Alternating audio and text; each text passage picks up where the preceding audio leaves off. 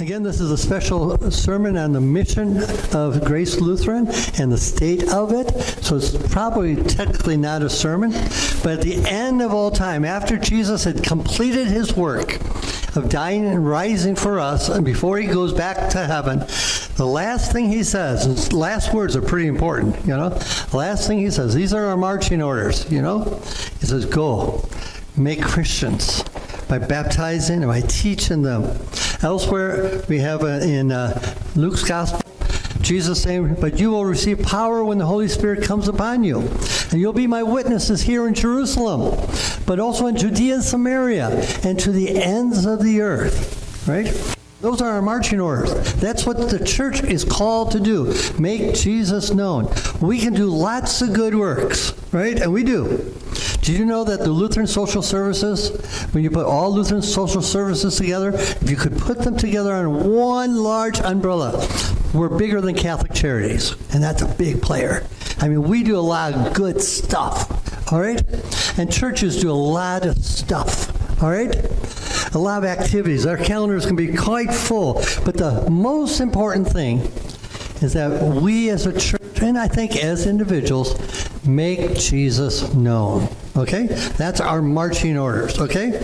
And we have here at Grace Lutheran that we want to connect people with Jesus, okay? And then teach them how to live as Christians, all right? That's our thing. That should be what decides almost every decision. How does this impact our goal to connect people to Jesus, That should be number one, all right? Does this help us do that? If so, how do we make it happen? Rather than, okay? But if you're going to grow as a church and be in mission for Jesus, you need to know what's going on in the world just a little bit. So, I don't know if you noticed. Okay, real quick. When Jesus said all nations, he meant all people groups, okay? They probably didn't have borders real firm in Jesus' day, You are now entering Samaria. Population, 43,200. No. People groups, okay? Think people groups. In America, we have lots of people groups here. We got a lot of Hispanics here. Others too, but Hispanics a lot, all right? So all people groups. Now, I want to know, have you noticed that outside, I've only been here 3 years, that St. Cloud seems to be growing. Anybody notice that? Well, back in 1990, it was 14,000 people. All right? Today, it's 70,000 people. We're on the way toward 95 to 100,000. We are in a race with Kissimmee to hit 100,000 first. All right? And it's right now pretty much neck and neck. All right? So when you think St. Cloud in the future, think Kissimmee. For better or for worse, that's what's going on. All right? All right? I'm sorry, the 1960s are not coming back. All right? I'm here to inform you this is the year 2026. Okay? I hope I didn't shock you. All right. I'm going to have fun with this message, if you do or not. So sit back, enjoy yourself, take in some of the stuff. There's going to be a whole bunch of stuff thrown at you. Just take some of it and chew on it, okay? Here we go. So, population's gone 70,000. It's going to grow by another 25,000 or so, all right? All right? Grace Lutheran, almost all of its life has averaged between 75 and 85. We maybe hit 100 under Pastor Kolb for a while, but then he left and went back down, It goes up to about 100, maybe. I'm being generous. It's in my statistical yearbook that I read up from the Synod, Figures don't lie, but liars sometimes do figure. Anyway, so 75 to 85 almost all the time. You've put a young pastor in here with kids, Josh, right? You had Pastor Hohe, a very theological, well-educated man. Please pray for him. He's not long for this world, all right? All right, you got me, whatever you think of me, You've had a whole bunch of different pastors. You've had a bunch of different programs here, right? All right? You've done a lot of different things here, but no matter what you've done, it's been 75 to 85. I don't think the variable is the pastor anymore. I think I can get you up to 125, maybe even 150. I really do believe that. I'm that good. No, I'm not that good. But anyway, no. But it doesn't matter. For the most part, you're 75 to 85. No matter what you do here, there must be another variable. And they all know we've got the best theology in the world, guys. You know, what Pastor Josh preaches, and I preach, and Bohagen preach, and Cole preach, and all those. It's basically the same stuff. Jesus loves you. He died for you. You're totally forgiven all your sins, you know? Every week you get that. So it's not the message. There must be something about us, all right? That's keeping us. All right, so would you like to know why some churches grow and some people don't grow? Would you like to know that? I hope so. Because I want you all to be missionary leaders, not just the council or who's ever in council or whatever. You all need to be missionary leaders, right? But I'm not elected to anything. That's okay. You don't have to be elected. Just be a leader. All right, here we go. Ready? All right. So I propose a new name for this church, based on our history. Bonsai Lutheran Church. You know what a bonsai plant is? A plant that's intentionally kept small. All right? And that's us. No matter what you've done here, it's 75 to 85. Bonsai Lutheran Church. Welcome. That's our new logo. Okay? All right. All right. Dr. Phil would say, population's going up 70 to 70,000 to 95,000, and you guys are stuck at under 100. Dr. Phil would say, what's the question he always asks? How's that working out for you? We would have to say, would you say that we're underperforming? If our boss, Jesus, says he wants people to come to know Jesus, and we're stuck at 75 to 85, would you say that maybe we're underperforming? You know? So let's learn why some churches underperform and others don't, okay? Now, let me go back to this. Last week I asked you guys to fill out a little card. What's the percent of this population that we should reach? Some of you said 70%. Some of you said 50%. Somebody said 2%, all right? I propose we try to reach 0.5%. Oh, Pastor, don't you have any faith? 0.5% of this population will be about 500 more people. Okay? Now, if you're good at math, try to figure out 70 times all that. Well, you know what 70% would have been. That's astronomical. All right? So let's do something more manageable. 500 people we should reach in the next 15 years. Okay? That's only 0.5%. We've got the best theology. You know? We're a little bit arrogant about it, but yes, we got the best theology, you know? Well, these other churches are like that church on Narcoossee. They just built a couple of years ago. They got 4 services now. They must be doing something wrong. Okay, there was a group called AAL. Anybody ever have AAL or Thrivent insurance? Okay, put your hand up. I want to know. Okay, because we want to know where we can get those Thrivent cards from. All right. They looked ahead and said, we're in trouble as Thrivent or AAL, all right? It was AAL and then there was Lutheran Brotherhood. They eventually merged, as you know. But AAL said, our population, my population, the majority are baby boomers. And if you're born, how many are you born between 1946 and 64? Okay, a lot of baby boomers, okay? All right, and the whole world, we think the whole world is better because we've been here, all right? Anyway, so baby boomers are like a snake that has swallowed a watermelon. Not a skinny one, a long one, all right? All right, and at the front end of that watermelon, coming close to the snake's exit, is the 1946 people. They're 80 years old. And way down here in 1964, like 62-year-olds, you know? We're 62 to 80. Thrivent saw that after that big watermelon goes through, that's very discreet. All right, it's a drop-off. And we're in trouble. If we got to get more Lutherans. And they invested millions of dollars to find out why do some Lutheran churches grow and others don't. And they came out with a thing called Church Membership Initiative. They did wonderful workshops throughout Synod. Did any of you ever attend that? No. That was the problem. Some churches never attended those, okay? And now Thrivent said, we give up. We'll merge. We'll sell to anybody that can spell Lutheran. No, they don't even do that anymore. If you know the first letter in the word Lutheran, we'll sell to you now. So they've given up trying to sell just to Lutherans. They've capitulated. They said, it ain't going to happen. The Lutheran Church is declining. Okay? Why is that? Well, they studied and showed that 40% of the churches are declining. Yeah, sometimes it's like a big industry in town dies and moves away, went to China or whatever. That happens. But most of the time they're declining because they're very self-centered. The times of the church service are set for the benefit of the members. The Christmas Eve schedule is set for the benefit of the members, not who we might get if we have a different time. The style of worship and all that stuff, all right, is designed for the church member. Okay? All right. Plateau churches are about 40% as well.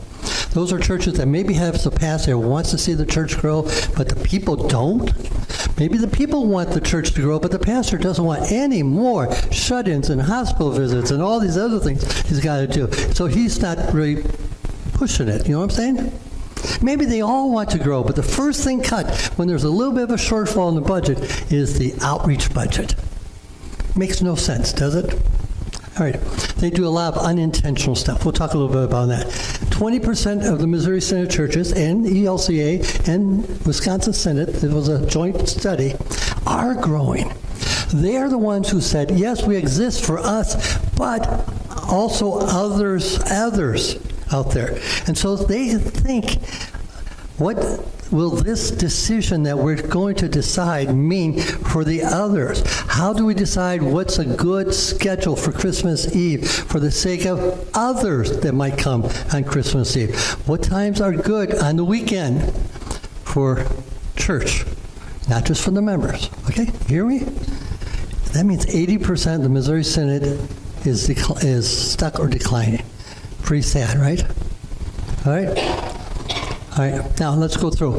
The declining churches, all the decisions are for insiders. They might baptize one adult a year or take make them a Lutheran by training or by instruction, confirmation. Maybe 50% of the Missouri Synod churches do not confirm more than one adult a year, and most of them confirm nobody. No adult baptisms. Are you getting the Lutheran Life magazine from our district? There's one of our churches that baptized 30 adults recently. Isn't that wonderful? Praise God. Most of our churches baptize nobody as far as adults. All right? What's in the right corner? What kind of air conditioner? A window air conditioner. If we were to put a window air conditioner in one of these windows, would it cool off this room? Would it cool off this room and the fellowship room together? Would it cool off the fellowship room, the worship area, and Gretchen's Sunday school back there? No, right?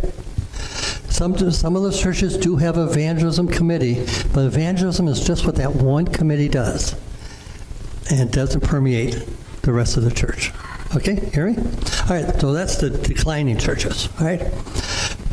The plateau churches, there's some desire, but maybe just not quite enough. A lot of unintentional counterproductive behavior. One of which I think is putting the scorecard in the bulletin. Have you ever been to a church that have a scorecard in the bulletin? What the attendance was last week compared to last year? What the giving was last week compared to last year? And I don't know if you know this, but for 40 to 48 weeks a year, every church does not get enough money. You know, they somehow make it up in December and January most of the time. But you come to church and you see that scorecard, and if you're a member, you're going, we're not doing well. We're declining, you know. Visitors get the bulletin, do they not? And they say, this church is declining. This church, I think, is going to go out because look how short they are on money. Do I want to join a church of losers? Do I want to join a church where people are, this church is not long for this world? You know? No, I'll go to another church. Do you hear what I'm saying? Cursed.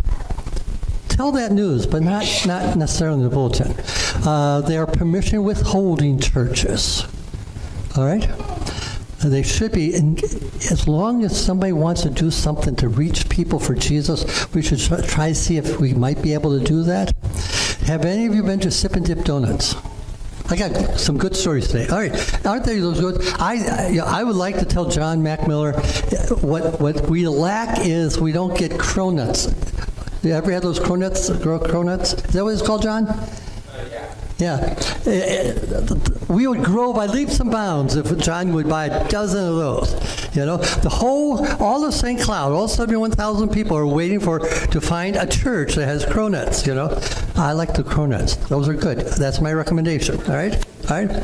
But if you ever go to Sip and Dip Donut at 3 o'clock in the afternoon, you'll find all the St. Cloud High School there. That's only a slight exaggeration. It is filled with people.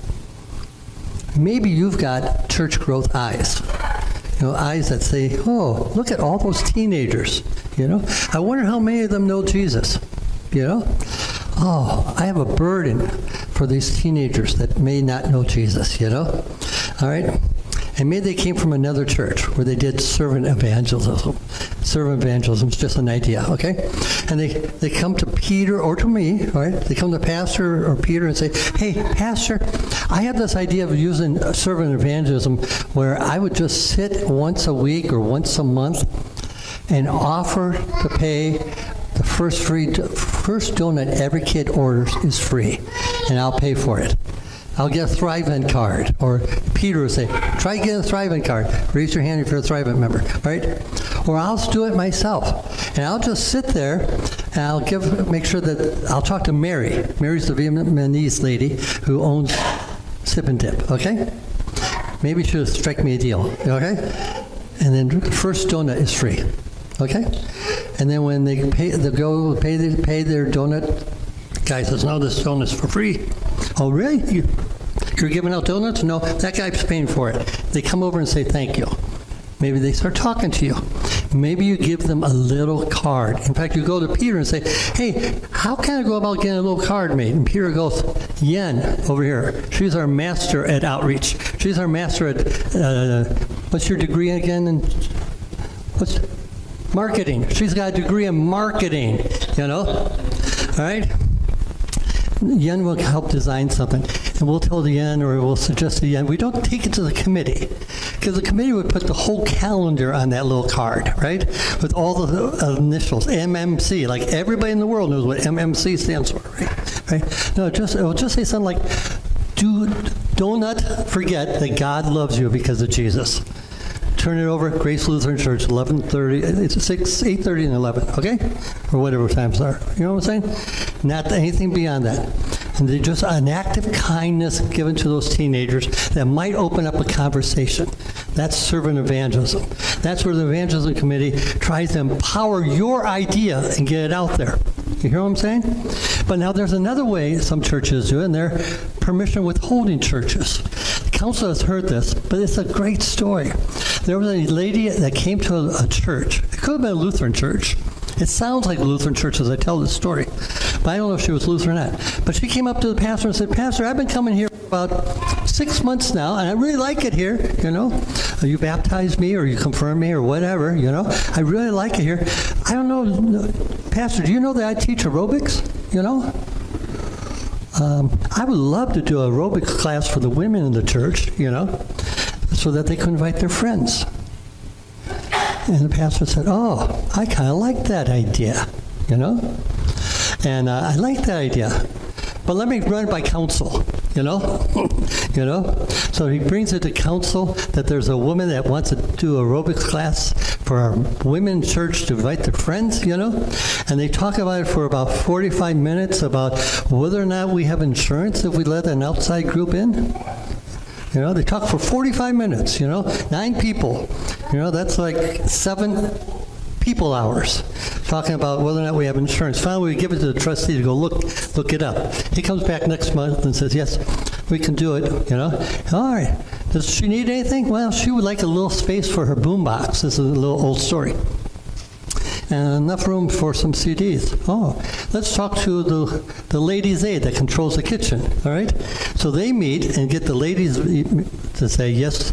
It takes a meeting. Sometimes it takes 2 meetings to make a big decision like that, to take out those plates that were donated by Martha Schnitzerbiker back in 1920, and we don't use them, but we still have them stored right there.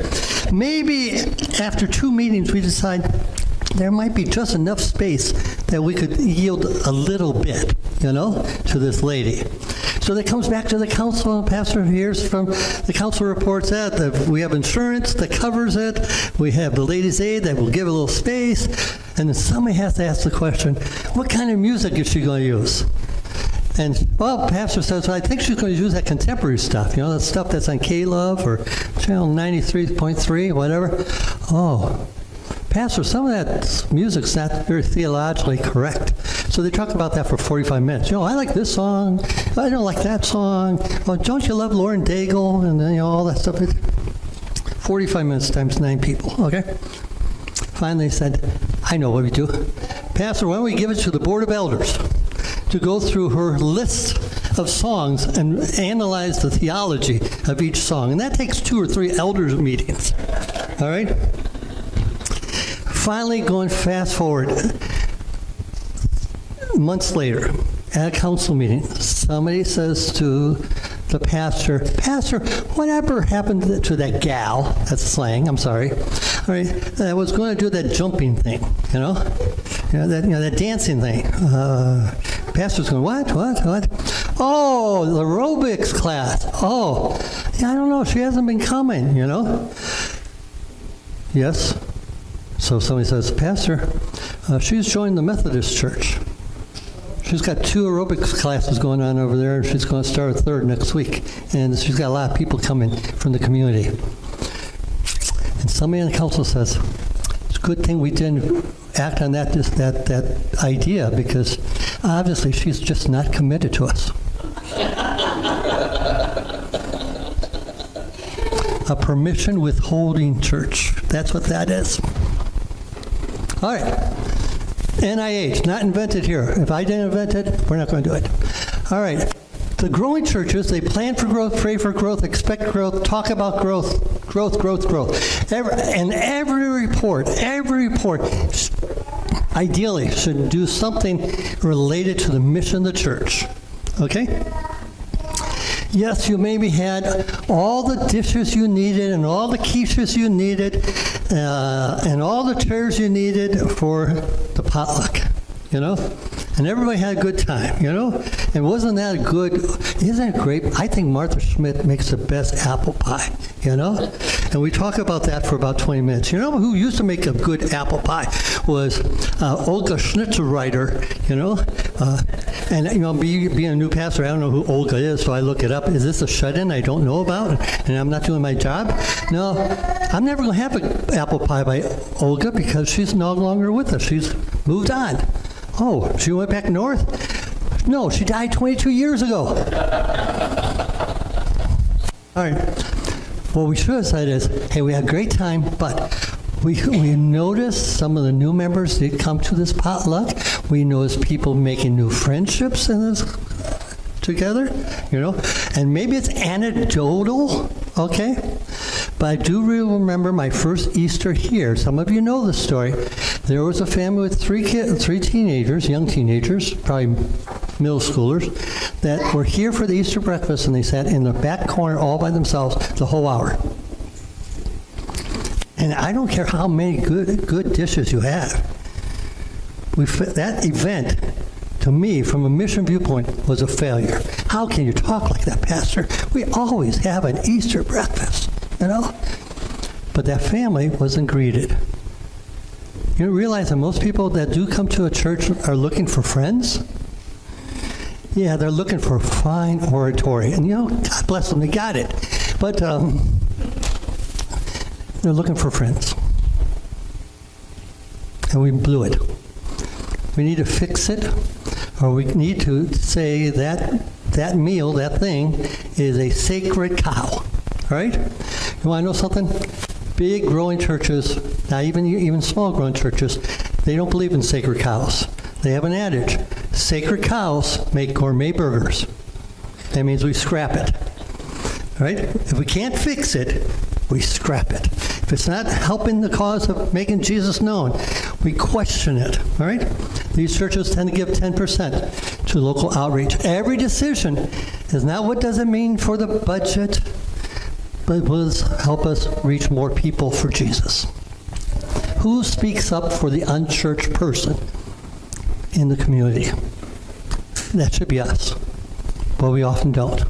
All right, so growing churches tend to put the best people, or some people, the good people, up in front where they meet people, in ministries towards people, right? My brother has a fence business. He's smart. I don't know why, because he's a cheap son of a gun, all right?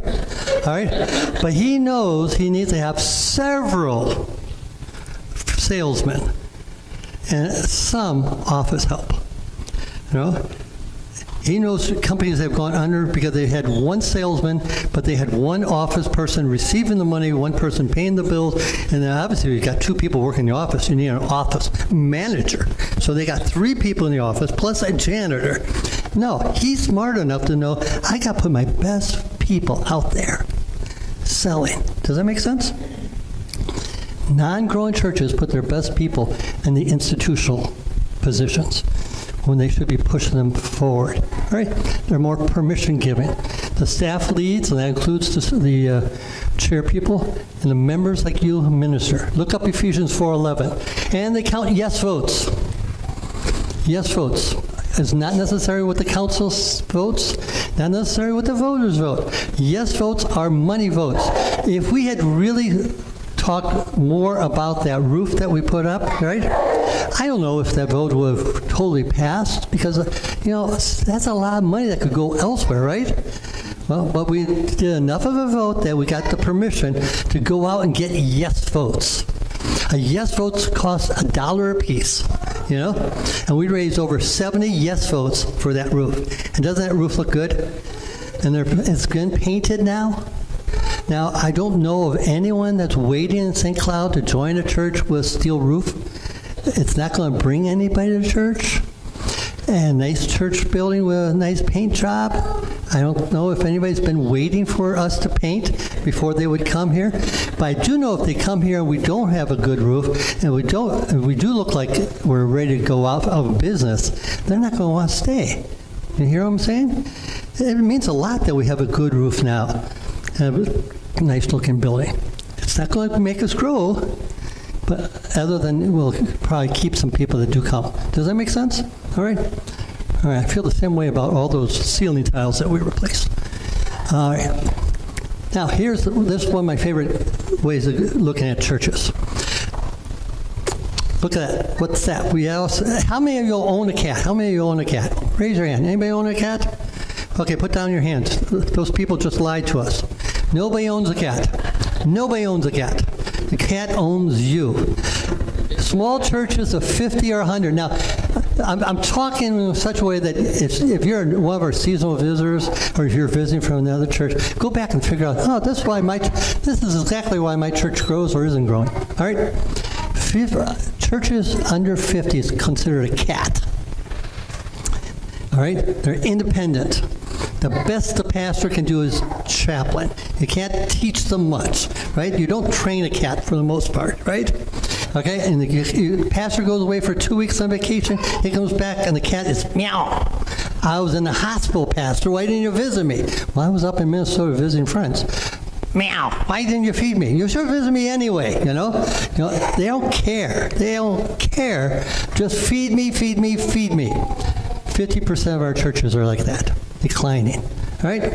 40 is like a plateau number. We start a Saturday night service, get up to 40, and we'll probably get stuck there. If we get stuck at plateaus, all right? It's sometimes called a family church, where there's a mother or a father, a matriarch or a patriarch. They're not necessarily married. They could be two different people that make all the decisions. And if you want to join that church, the matriarch or the patriarch better adopt you. Okay? You better be adopted. Doesn't matter how much the pastor gives you time, and if you like the pastor, you need to be adopted by. Grandma Schmidt or somebody. All right. Next size, what is this? It's a collie, right? The most famous collie in the world is what? Lassie. Lassie loved Timmy. Timmy loved Lassie. If you remember those old shows or those old movies, although they've been redone, Timmy would give up his life for Lassie. And Lassie would give up her life for Timmy, you know. So this is a sweet spot for most pastors.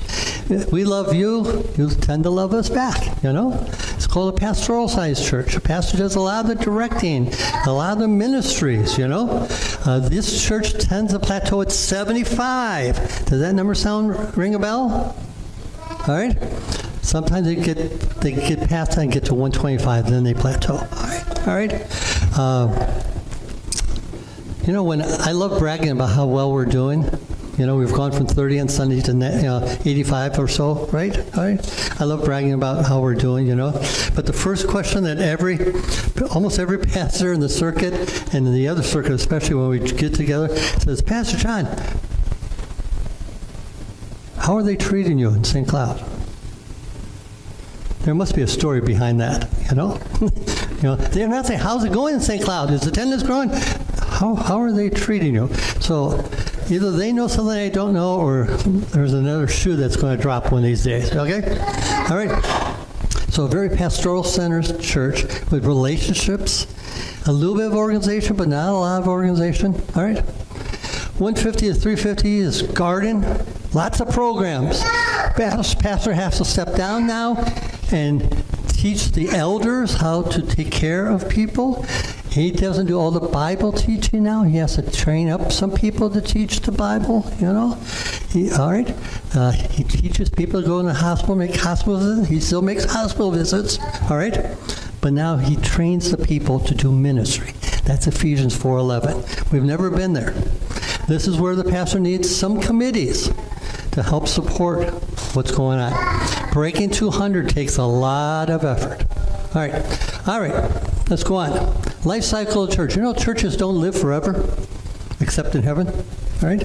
So if you see this little graph, when a church first starts, like in 1955, here at St. Cloud, people had a vision. Let's have a Lutheran church to reach, not just reach the community. And we grew by leaps and bounds in Missouri Center. We were putting churches in these type of locations and still growing faster than the population growth, you know? All right, the vision, let's reach people for Jesus, and let's have fun together. Let's have potlucks together, and let's invite our friends to join us for potluck. Every guest that comes is invited to stay for the coffee hour, and we socialize there, right? And then we start getting big enough that we need some programs, right? All right, because now we got programs, we got to have a little bit more management. All right, so now we got structure, constitution, bylaws, and all that jazz, right? And then we get to full maturity. Then something starts to happen after that. At a certain time, we lose our vision of why we exist. All right? We're still having our potlucks. We're still doing our programs, and we still have our structure.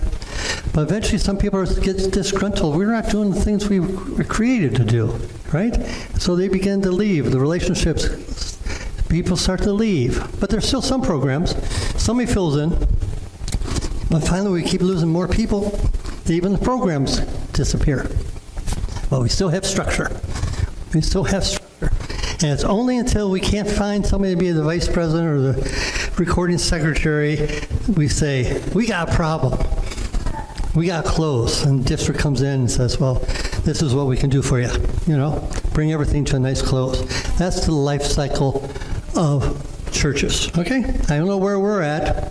Before I came, I would say you're on definitely the right side of things. That's right's not good. But you could bring back the vision. And then this is a sigmoid. This means you get to start almost over. You start back with a vision. You can do it before you lose your relationships and programs. Or you can do it later on with some new people and start a new vision with programs and ministry. At any point until the very end, you can turn this around. But you got to bring back you got to bring back the vision. A bylaw won't do it. A new committee won't do it, right? Another program probably won't do it. You hear what I'm saying? Better donuts after church ain't going to do it, all right? Better, warmer dishes won't do it at the potluck. You know what I'm saying? But those are the things we worry about, okay? And we wonder why we're not growing. Churches aren't growing. There's two kinds of terminal illnesses for churches. There's several, but the two that are a bit worse is people blindness. I told the voters that recently. 41% of this community is Hispanic, you know? It's a multicultural town. There's also more ethnics than Hispanic, but the Hispanics are just huge, you know? But people are oblivious to that, you know? And they don't realize not everybody's exactly like us. If you're Lutheran from Northern Europe, I'm a bad Lutheran. I don't like lutefish. You can't make me like lutefish, okay? But Ken Hunter is a friend. He's a church consultant. I was a church consultant. He's the guru of consultants for us in the Missouri Synod, called the Church Doctor. His first church was in Detroit, in the inner city, changed the neighborhood. The whites had all fled to the suburbs, and it was mostly a colored black church, okay? And he asked, Dr. Hunter asked a question, Ken Hunter asked a question, why aren't you guys growing? And the council and the voters said, we don't know. We've tried some things, you know. Well, they said, we don't know why we're growing. We're friendly. We have a Friday night dinner that the community is invited to. Big sign we put up out there for the neighborhood. Neighborhood dinner, please come, you know. So Ken Hunter goes looking for that sign, and it says, yes, Friday night, free dinner, 6 o'clock. Sauerbraten dinner. I don't know a lot about ethnics, but I don't think black people eat sauerbraten dinner. And the sad thing is, they didn't realize that that was not good. It's called people blindness. So, if you're people blind, and the voters could be, if they don't vote for the Hispanic thing, we might as well just put our sunglasses on and sing, you know, isn't Jesus wonderful? Isn't God marvelous? You know, we could just sing, you know? All right? See, I'm having fun. I don't know if you guys are, but I'm having fun. Let me tell you a story some other time about a friend named Barry McGuire, a 60s that told me that he remembers when Stevie Wonder drove up to his house one day. I'll let you chew on that. Another terminal disease is fellowshipitis. It's when you have fellowship, but you don't see that family. You have fellowship, but nobody new comes. Okay? That's fellowshipitis. We had a great time, and that's why the reward is. Everybody came and had a great time. And we talk about Martha Schmidt's apple pie again. You know, all that. All right? That's fellowshipitis. Fellowship is good when it achieves the purpose of helping people make friends. Does that make sense? All right? Okay. Every church, these are the 3 P's of outreach. Every church has to develop a presence in the community. See how the big, on that triangle, the base is very big. You got to be present in the community. That means presence means pastor in the community, and the people in the community where people know that you go to this church, right? Okay. Or they know something of a program here, all right?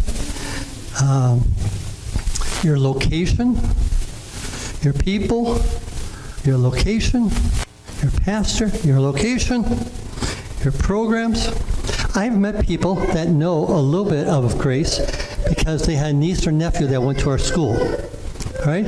I also spent the other day at the Outback for lunch.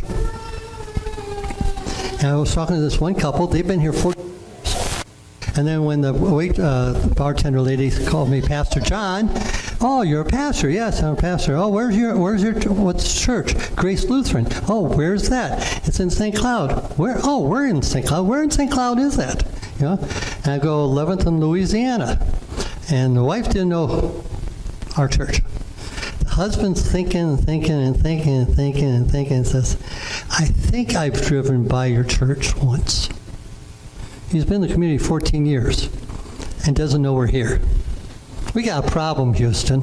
Houston, we've got a problem. All right, you need to have presence in order to get the chance to tell people about Jesus and his wonderful love and his forgiveness, right? And then some of those people might be persuaded to join your church. You hear me? But if you don't have presence, if your location is no good, or your pastor's not out, people are not doing stuff, you know what I'm saying? All of a sudden that base is much smaller, and as a result, the results of people coming into your church is smaller. You hear what I'm saying?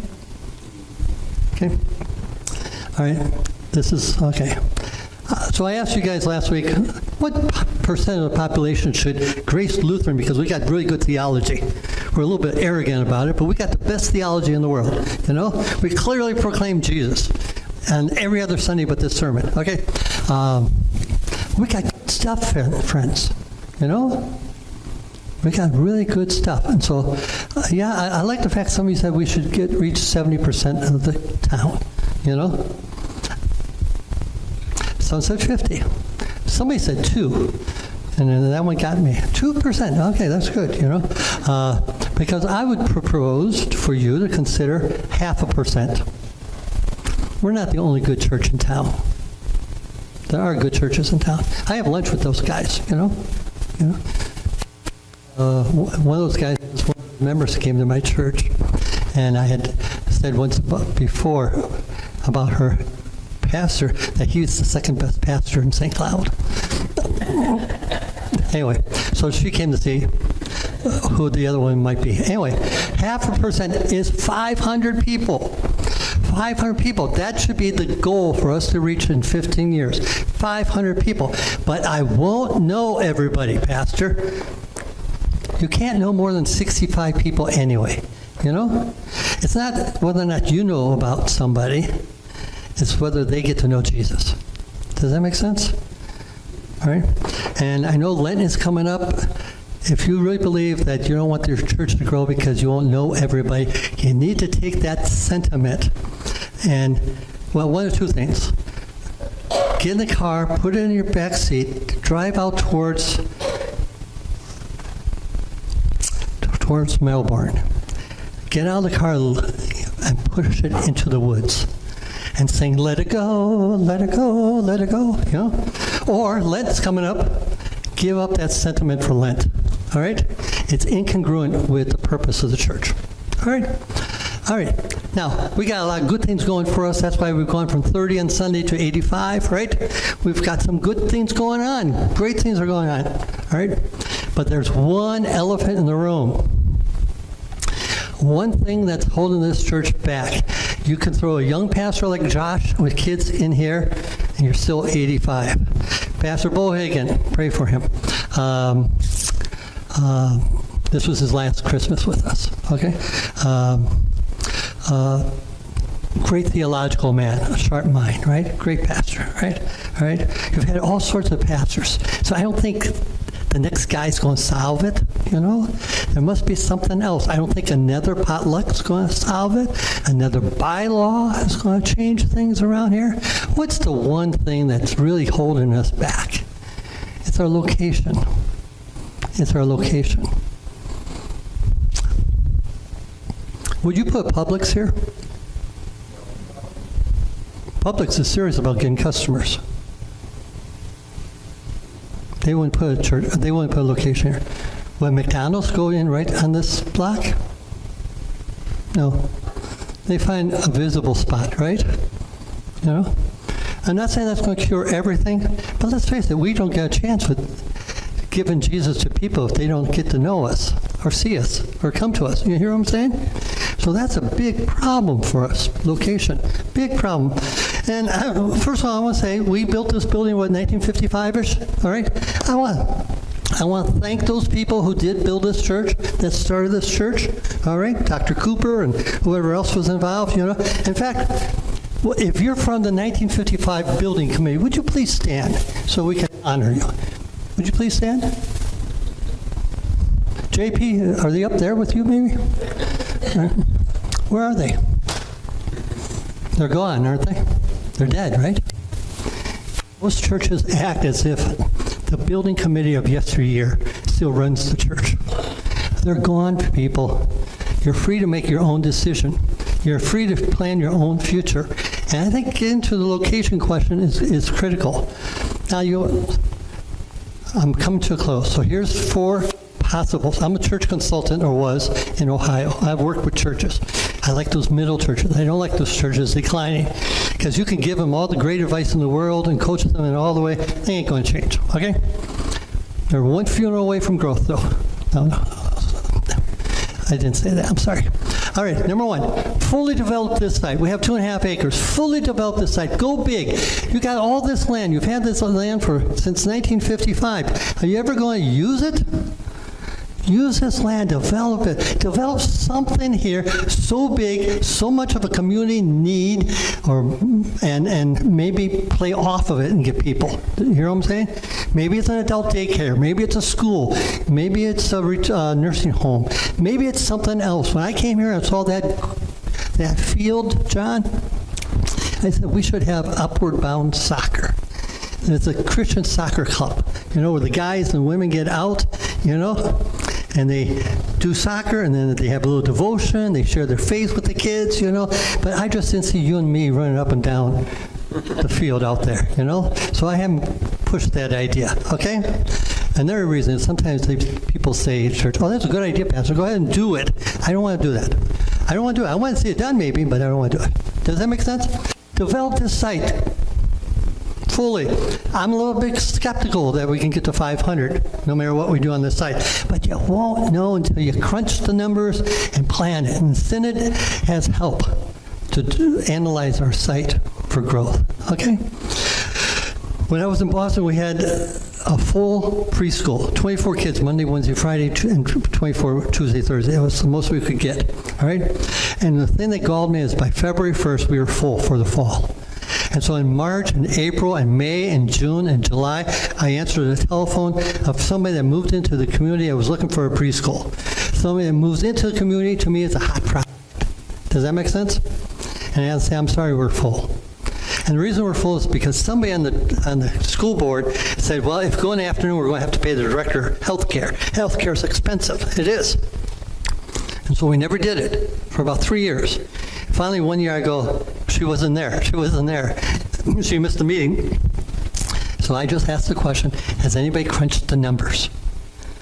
And so we spent 45 minutes crunching the numbers. We figured out we needed 6 kids. And Monday, Wednesday, Friday, maybe 6 kids on Tuesday, Thursday, and we could pay for the health care for our director. And we figured out 6 kids, and when we were getting 24, it's probably doable. And so we decided to launch that. We went to the director and said, hey, would you do afternoon sessions? And we'll give you health care. And she said, I get health care for my husband. I don't need health care. Just give me a little bit more salary. So for 3 or 4 years, somebody else kept us because they thought it was impossible. When we crunched the numbers and did the research, we came up with something. We came up with the facts. Come up with the facts. Can we use this whole site somehow? All right?